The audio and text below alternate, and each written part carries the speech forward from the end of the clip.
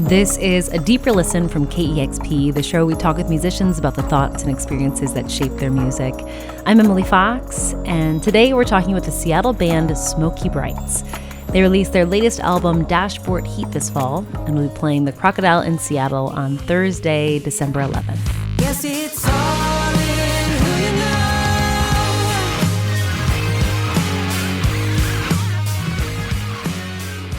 The band is led by the married couple, Kim West and Ryan Devlin.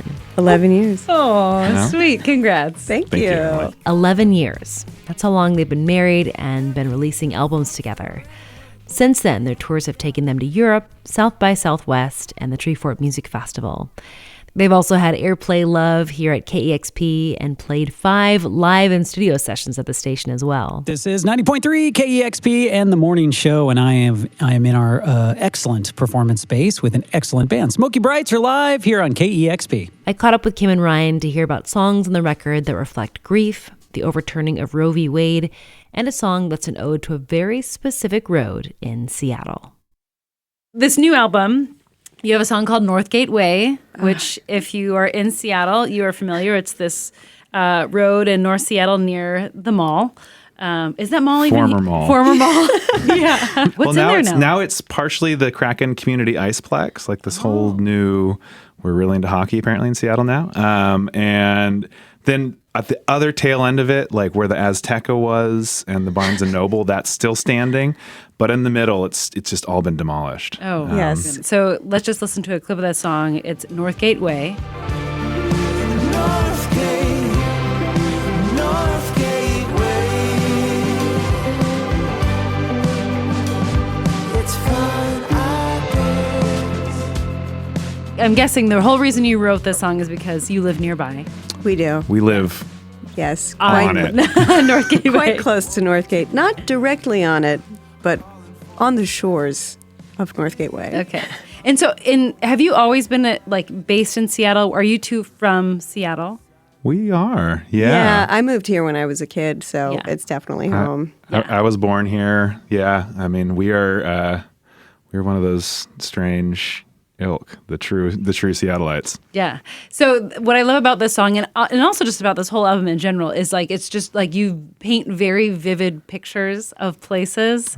And this is one of those songs where you're calling out all these things that are very specific to North Seattle, Northgate Way, calling out the Halloween store or the fact that we have lots of crows, if you're not from Seattle, you may not know how many crows are here and that we have this massive murder of crows in Bothell that's Yes. tens of thousands of crows or The something like crowing. that. They run the show here. They do. The crows and raccoons made confetti of the trash, and the blowing cherry blossoms sticking to the glass.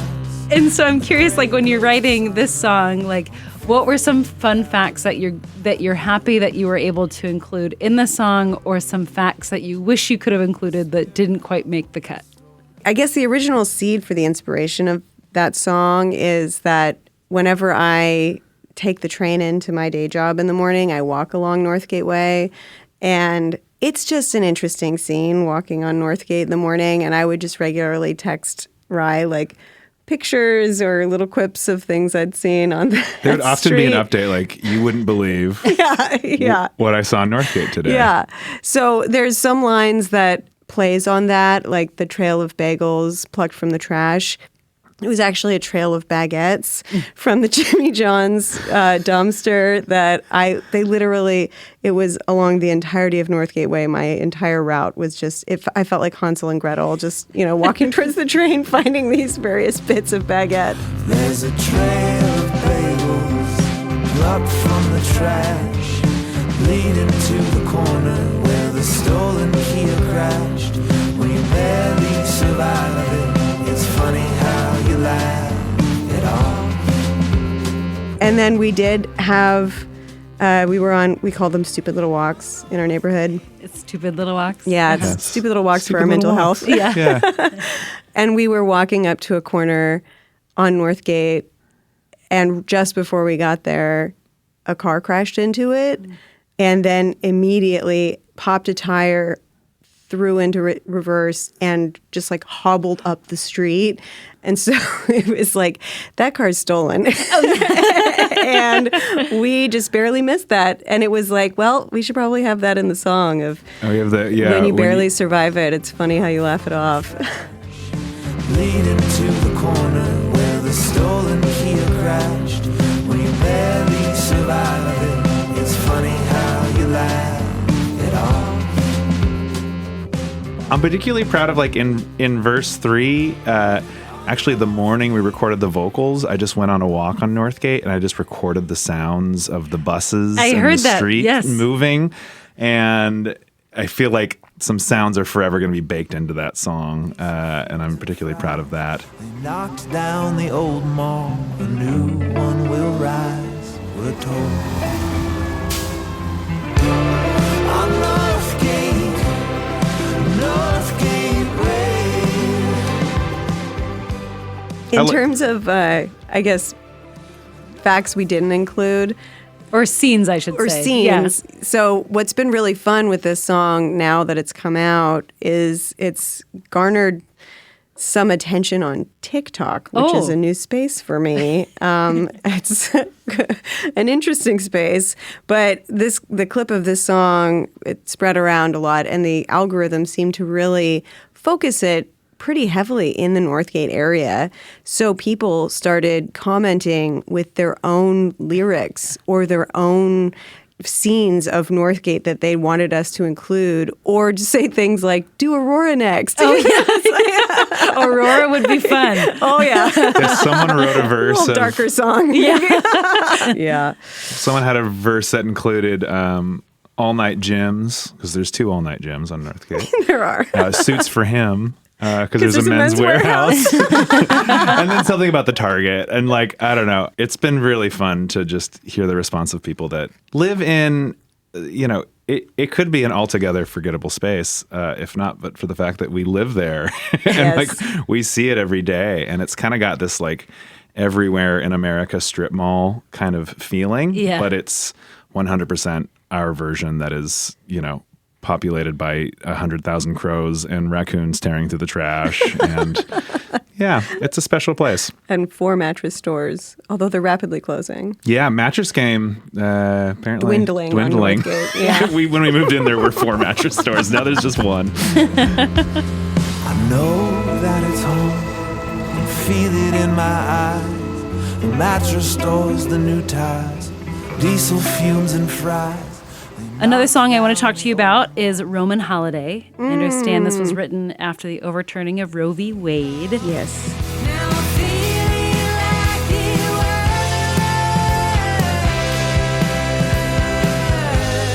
was Roman holiday. Tell me more about what was on your mind when you wrote this song. Yeah. Poof. What a time to be a woman in this country. We've seen the peak of our rights pass us by, and we didn't even know it. And it's been really frustrating to see this just continual rollback of protections and autonomy over our own bodies. And it's not obviously just relegated to women. It's trans people. It's non-binary people. It's basically anyone who doesn't follow a specific makeup. You've got a little more regulation on your own body for some reason. And that with Roman holiday, it was like the phrase Roman holiday came in first, which is kind of like the Roman holiday is like the Taking pleasure in other people's suffering. Yeah, the jubilance of oppression. And that was a really interesting kind of image to think about. And then it was, seeing all of these white cis males signing this legislation, imposing restrictions on my body with big old smiles on their faces. And it was like, you know what? I'm going to write a song. That's what I'm going to do. So there are some lines in that song that are exactly what happened. What about the summer job line? On the job at the club pool, someone's dad tried to grab my ass. I got fired when his tires got I have had someone's dad try to grab my ass at a summer job. And then get fired for it? No, I didn't get fired for it, but I wasn't able to speak up for myself. And I have had, I mean, every woman has had at least one instance in your life when your body was not your own in a moment. And for some reason, we're all sort of tuned to feel like that's our fault and we did something wrong to make that happen. When, of course, nothing could be further from the truth. But I still feel that. You know, if I get touched inappropriately by somebody, my first impulse is like, ooh, sorry. Yes, And yes, it's yes, like, yes. whoa, what's that? Where did that come from? That is deep in there. Yeah. So, yeah, that song's trying to kind of address that. And I am proud of the line, you know, now I've lost control of my bodies in most states. I'd say things are going great. Now I've lost control of my body in most states. Yeah, I'd say that things are going great. Should have seen it coming. I should have started running long before. Now I see like it was Roman holiday.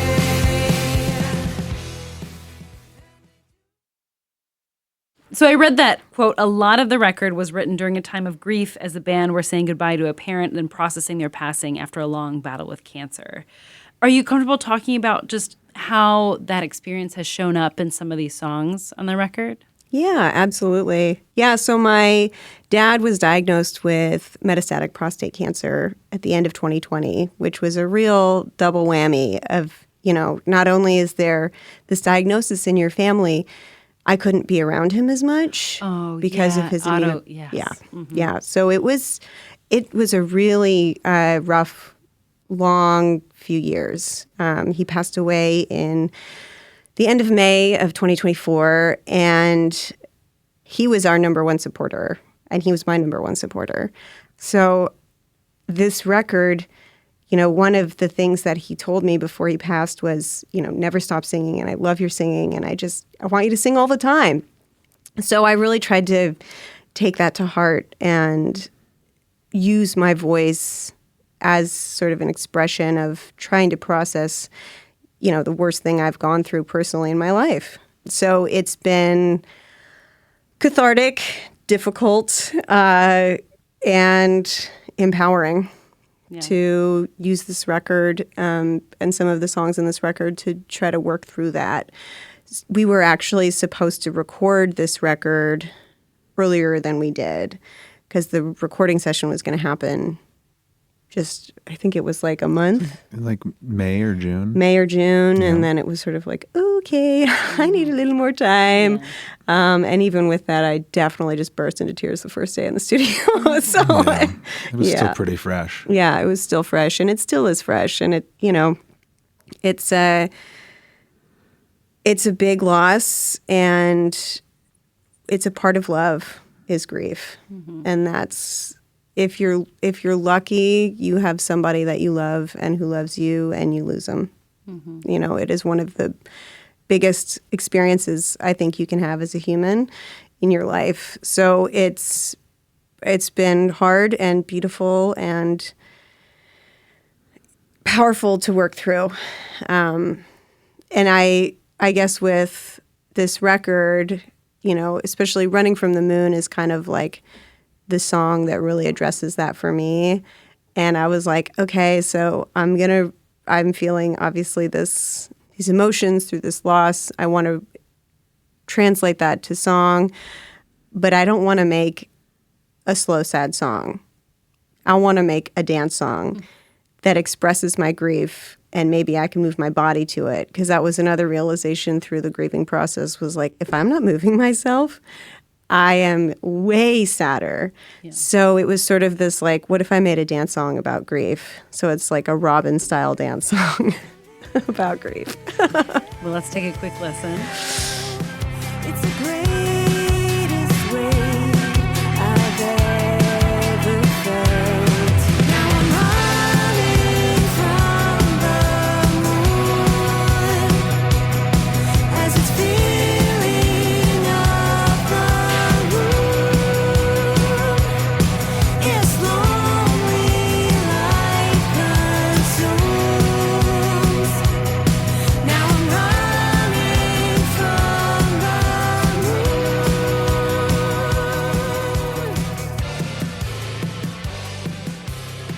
fun last question is KEXP. We're all about music discovery, so we would love for you to give us a music recommendation.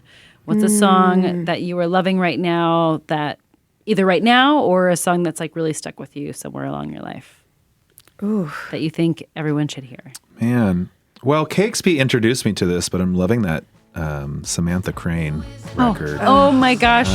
Yes. Everything is false impression. I won't let my mind clip my wings. Dragonfly.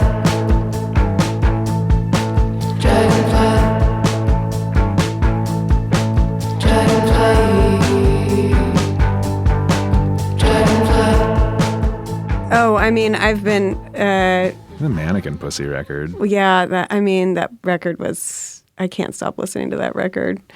It's so good. The last Mannequin Pussy record, just like heaven. What do you love about it, or is there a song that you really love and why? I love the power of it. It is a soft and hard record all at one time, and it brings you to these really small spaces and these really loud, brash spaces, and the lyrical content is just so biting. I've got a loud bark and a deep bite, and that's the chorus, and it gets progressively louder, and you just want to scream it with them at the end of it. It's one of those records that pretty much from the get, it got me, and it just does not let me go.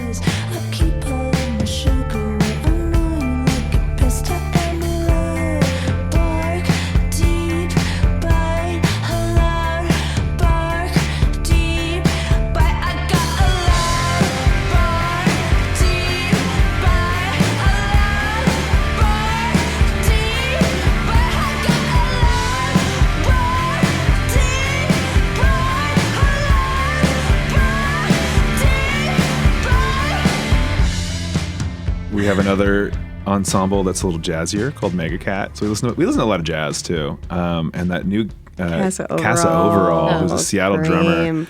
Man, just all these hip hop songs reimagined.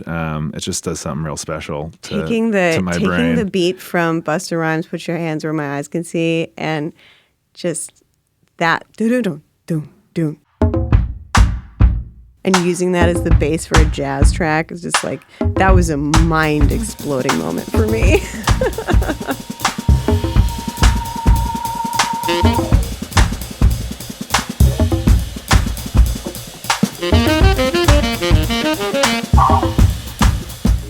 That grown-up version of "Back That Ass Up" is like, I'm like, oh my God. Stop my beating heart. This is amazing.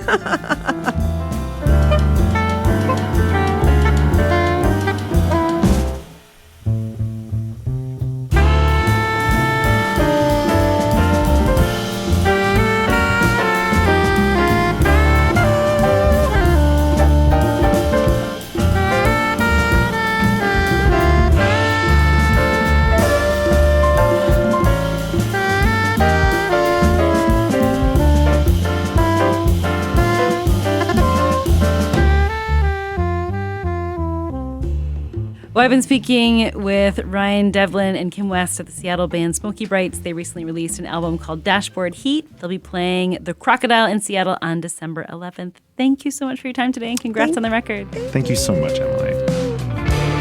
On Northgate Way. Northgate Way.